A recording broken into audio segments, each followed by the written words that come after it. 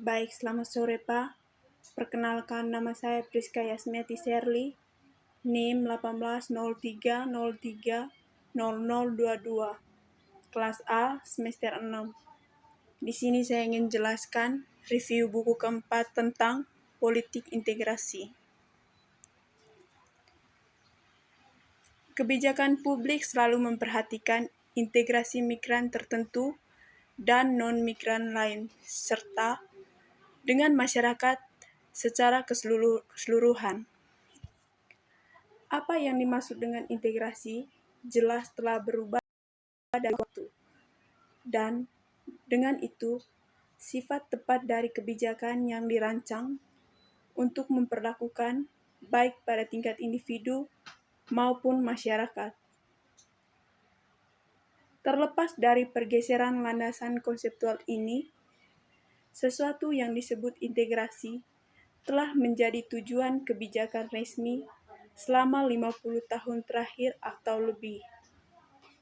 Setidaknya, dalam demokrasi liberal, sejauh menyangkut integrasi pendatang baru, konsensus liberal ini mulai berubah dalam beberapa tahun terakhir.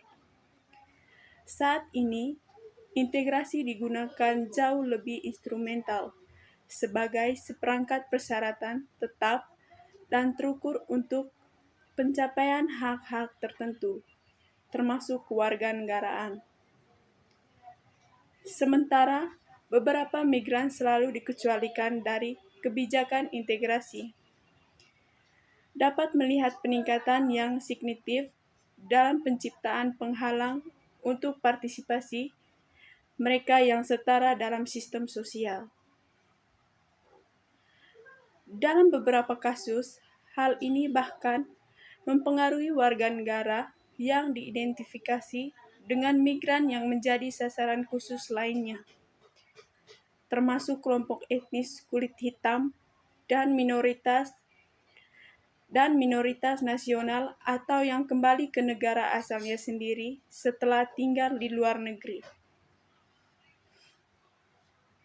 Memahami integrasi sebagai sekumpulan asumsi normatif, praktik, kebijakan, dan wacana yang selalu tertanam dalam konteks tertentu dan diarahkan pada kelompok atau kategori orang tertentu. Integrasi bukanlah tujuan kebijakan universal di Uni Eropa atau negara anggotanya, khususnya untuk migran dengan status tidak pasti atau sementara, termasuk mereka yang berada dalam sistem suaka. Konteks dan keinginan yang dirasakan dari migran dan integrasi minoritas pada akhirnya tergantung pada bagaimana mereka dikategorikan oleh negara tempat mereka tinggal. Di suatu titik ekstrim, beberapa migran diwajibkan untuk memenuhi kriteria tertentu yang terkait dengan integrasi untuk memperbarui visa mereka, bersatu kembali dengan keluarga mereka, ataupun pada akhirnya dinaturalisasikan untuk yang lain. Integrasi ditangguhkan semata, misalnya, sampai status suaka mereka ditentukan atau dianggap tidak perlu, mengingat tujuan tinggal sementara atau pekerjaan mereka di negara tersebut. Yang berikut menempatkan integrasi dalam sastra yang ada. Konsep integrasi ditumpang tindih dengan 3 kerangka analisis terkait bangun dan sumbangan untuk stratifikasi sipil, inklusif dan eksklusif, dan kewarganegaraan kritis. Keragaman status yang mungkin ditempati oleh orang yang lahir di luar negeri, mulai dari warga negara penuh hingga migran tidak berdokumen. Berkenaan dengan Inggris Raya, Lydia Morris telah mengidentifikasikan 25 paket hak dan pembatasan yang berbeda. masing-masing terkait dengan status hukum yang berbeda. Ia tidak termasuk migran, tidak berdokumen, yang meski menjadi sasaran kebijakan disintegrasi di banyak negara, tetap mempertahankan beberapa hak fundamental. Yang berikut, 3 kontribusi utama volume ini. Secara keseluruhan, Expletive menetapkan untuk menganalisis berbagai aspek politik, integrasi tren jangka panjang yang menghasilkannya, dan kemungkinan implikasinya di masa depan. Dengan demikian, ini memberikan 3 kontribusi penting untuk literatur yang dibahas di atas. Ia mengeksploitasikan bagaimana integrasi dibingkai dalam batasan kapasitas, sehingga membutuhkan langkah-langkah disintegrasi yang menyertai. Kedua, ia menyoroti bagaimana individu terlibat dalam tindakan integrasi yang berkisar dari adaptasi hingga kendala langkah-langkah disintegrasi hingga aktivis migran, dan solidaritas dengan orang lain yang diidentifikasi. Yang ketiga, menunjukkan bahwa integrasi beberapa secara inheren terkait dengan integrasi masyarakat secara keseluruhan. Yang berikut, argumen kapasitas terbatas.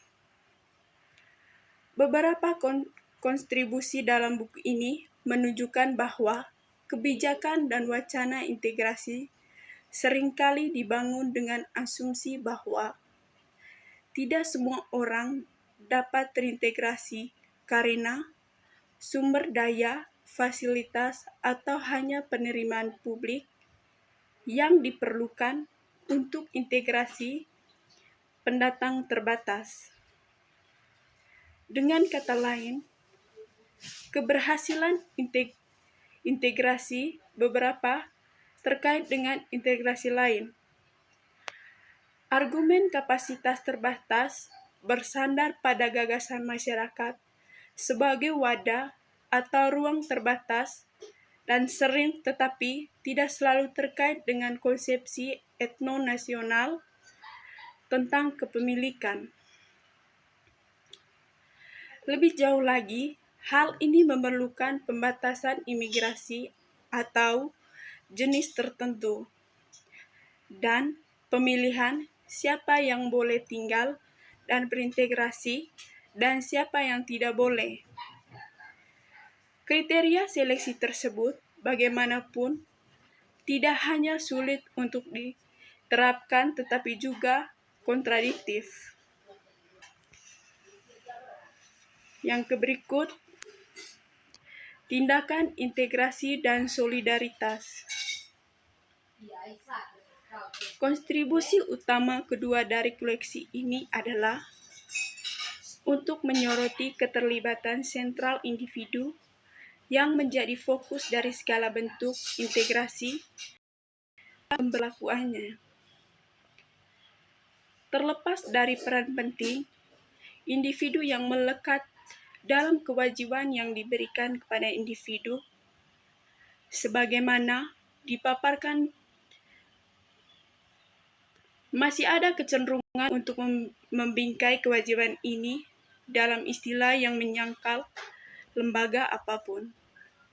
Karena itu adalah tuntutan yang dibuat oleh para migran dengan cara yang tidak dapat diminta oleh warga negara. Para migran ditempatkan dalam peran sebagai penjaga kewarganegaraan yang baik. Yang berikut, argumen kapasitas terbatas. Beberapa kontribusi menunjukkan bahwa kebijakan dan wacana integrasi seringkali dibangun dengan asumsi bahwa tidak semua orang dapat terintegrasi karena sumber daya, fasilitas, atau hanya penerimaan publik yang diperlukan untuk integrasi pendatang terbatas. Dengan kata lain, keberhasilan integrasi beberapa terkait dengan disintegrasi yang lain. Baik, mungkin itu saja yang bisa saya jelaskan, Pak. Sekian dan terima kasih.